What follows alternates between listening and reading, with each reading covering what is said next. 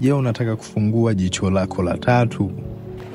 Unataka kupata zile ndoto za vitu kabla havijatokea, ama vitu ambavyo viliwahi kutokea hata kipindi ambacho hukuwahi kuzaliwa? Je, unataka kupata yale maono ya nini kinaendelea kwenye maisha yako na maisha ya watu wako wa karibu? Je, unataka kupata ile connection kubwa na nzito baina yako na ulimwengu wa roho? Unataka kuamka kiroho, ukaelewa na kutawala ndoto zako?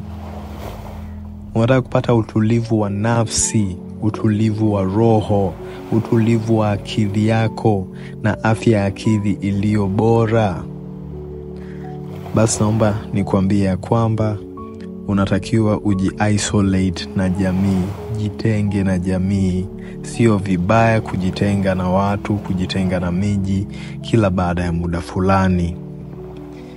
Nenda sehemu zenye utulivu, uwe mwenyewe, pata muda wa kuwa mwenyewe, pata muda wa kusema na nafsi yako, pata muda wa kuconnect na roho yako.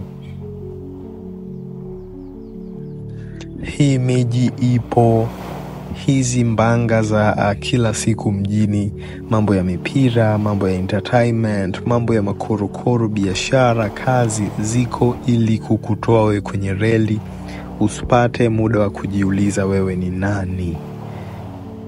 Kwa hiyo pata muda, meditate, sema na nafsi yako, and you will thank me later.